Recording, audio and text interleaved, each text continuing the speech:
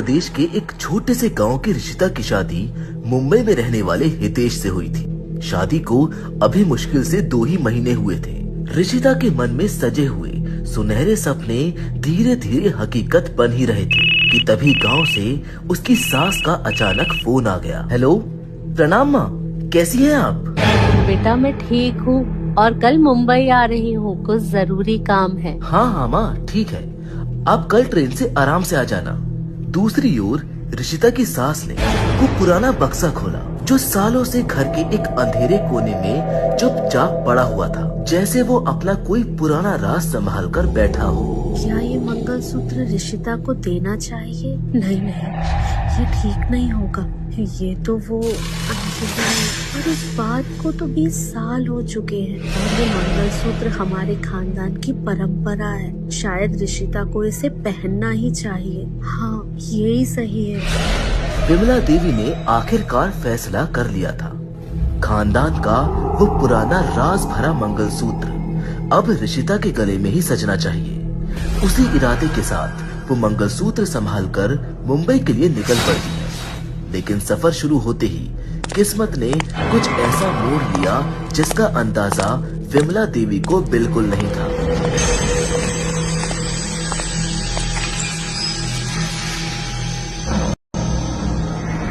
पता नहीं क्यों दिल घबरा सा रहा है, जैसे कोई मेरे बिल्कुल करीब हो।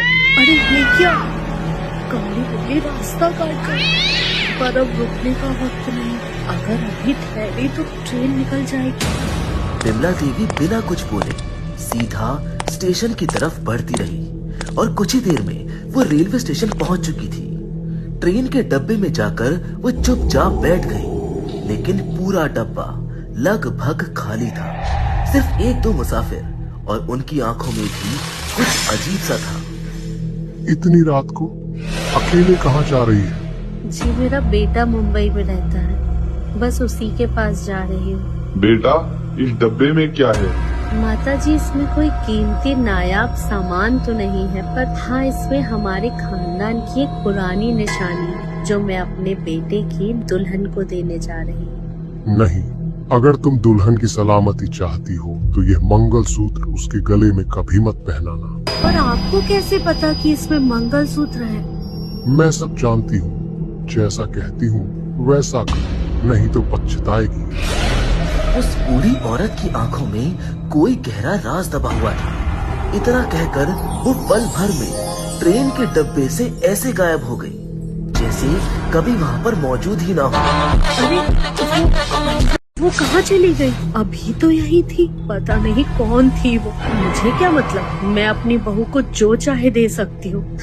पर एक बात समझ नहीं आ रही, उसे कैसे पता कि डब्बे में मंगलसूत्र? खैर जाने दो। विमला देवी ने उस बूढ़ी औरत की बातों को ज्यादा गंभीरता से नहीं लिया और तब तक ट्रेन अपनी मंजिल पर पहुंच चुकी थी।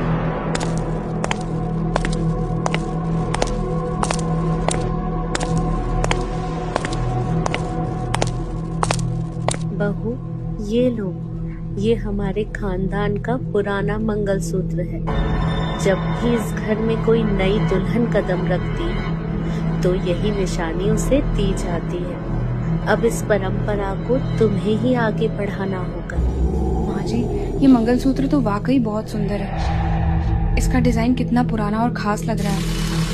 आजकल ऐसे मंगलसूत्र कहाँ मिलते हैं? जैसे ही रिशिता की उंगलियों ने उस मंगलसूत्र को छुआ, दीवार पर लगा रिशिता और हितेश का फोटो अचानक से नीचे गिर पड़ा। ये कैसी आवाज थी? क्या गिरा है?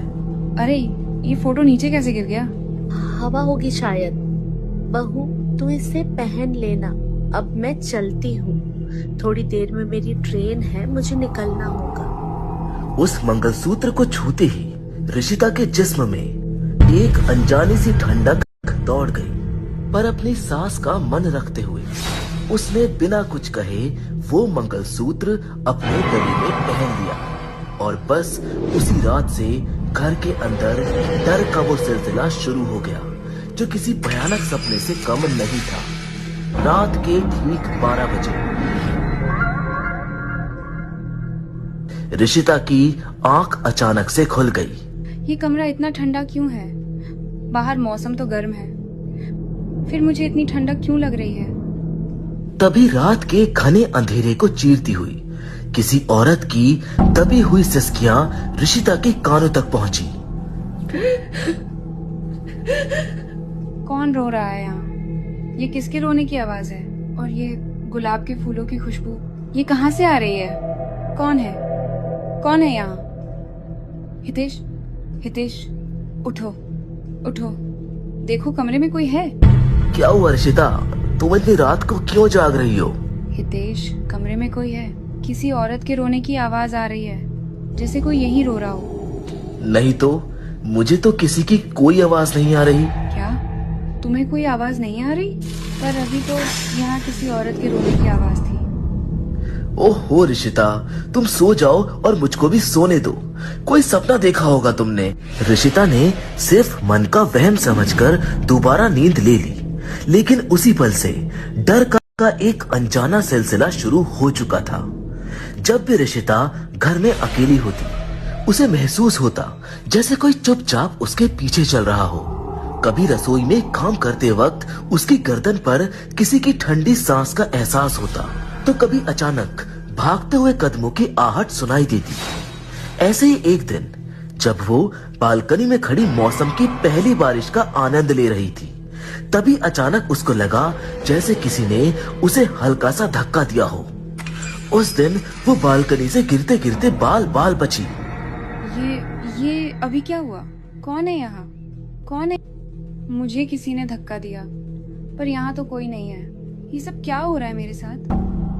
ये सब उस वक्त और भी ज्यादा भयानक हो गया, जब गली के सारे कुत्ते एक साथ जमा होकर उसकी खिड़की की तरफ देखते हुए रोने लगे, जैसे घर के अंदर कोई ऐसी चीज मौजूद हो जो उन्हें तो दिख रही थी, मगर ऋषिता की नजरों से अभी तक छुपी हुई थी। ये कुत्ते ऐसे क्यों भौंक रहे हैं? पता नहीं इन्हें आजकल क्या हो गया है। अगले दिन ऋषिता जैसे ही काम करने के लिए रसोई में जाती है, तो डर के मारे वो चीख उठती है। हितेश, जल्दी आओ, जल्दी आओ, ये देखो।